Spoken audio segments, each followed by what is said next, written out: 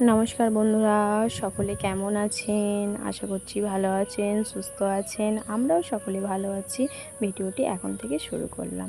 সকালবেলা ঘুম থেকে উঠে দেখি মা সমস্ত বাসি কাজগুলো সেরে ফেলেছে। আমার তো আমার জন্য কিছু কাজই নেই। সকালের বাসি কাজ বলতে শুধু মুড়ি খাওয়ার জন্য একটু তরকারি করতে হবে, ওটাই কাজ আছে, আর কিছু কাজ নেই। আর মা বাসনগুলো ধুয়ে রেখেছিল, আর আমি এগুলো একটু জলগুলো ঝরিয়ে তারপর বাসনগুলো গুছিয়ে রেখে দিচ্ছি। কারণ বাসনগুলো গুছিয়ে রাখার সময় হয় না, কারণ মা সকালের কাজগুলো অনেকটা ভোরে উঠে সকালের বাসি কাজগুলো সেরে রেখে মাঠে গেছে।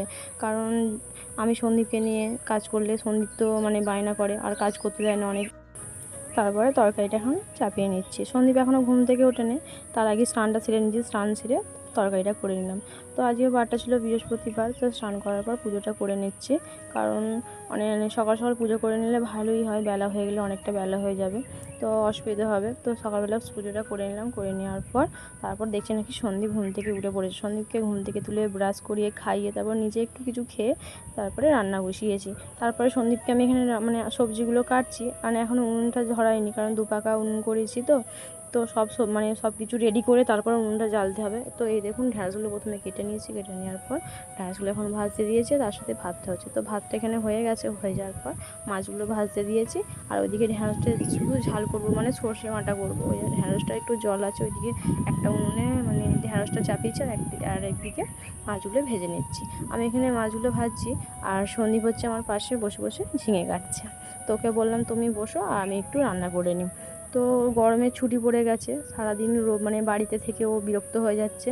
আর বাইরে এত রোদ, ওকে বলছি রোদে খেলতে হবে না, তুমি ঘরের মধ্যেই খেল। তো ঘরের মধ্যে খেলা টিভি না হলে এই সাইকেল চালাচ্ছে, যাই বা হোক। তো এইভাবেই কাটছে। তো মাছগুলো ভেজে নিলাম। মাছগুলো ভেজে নেওয়ার পর এখানে একটু ঝিঙে আলুর ঝোল করব, মাছ দিয়ে ঝিঙে দিয়ে আলু দিয়ে ঝোল করব। তো ওটাই চাপিয়েছি। মাছগুলো ভেজে নেওয়ার পর ঝিঙে আলু আর তার সঙ্গে দুটো ঢ্যাঁড়স দিয়ে দিয়েছি ঝোলের জন্য। তো এখানে মশলা করে ভেজে নিচ্ছি, আর ঢ্যাঁড়সের ঝালটা এখানে হয়ে গেছে বলে নামিয়ে রেখে দিচ্ছি এখানে। তো এত গরম, সকালের দিকেই চেষ্টা করি রান্নাটা করে নেওয়ার, বেলা হলে অনেকটা গরম, অসুবিধে হয়। আর টালির চাল আর কেমন ভাপ ওঠে। তো এখানে আমার তরকারিটা প্রায় হয়ে গেছে। তো তরকারিটা মশলাটা দিয়ে জল ঢেলে তারপর বাবু আর আমি দুজন মিলে খেয়ে নেব।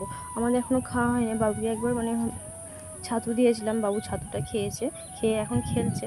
তারপরে এখানে তরকারিটা চাপিয়ে দেওয়ার পর আমি গিয়ে ভাত খাবো।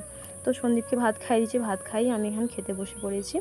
চলুন ভাতটা খেয়ে নিই। সকালবেলা গরম ভাত, মাছ ভাজা, ঢ্যাঁড়সের ঝাল আর মাছের তেল। তো ভিডিওটা এখানেই শেষ করলাম। দেখা হচ্ছে পরে একটি ভিডিওটা ভালো লাগলে লাইক করবেন।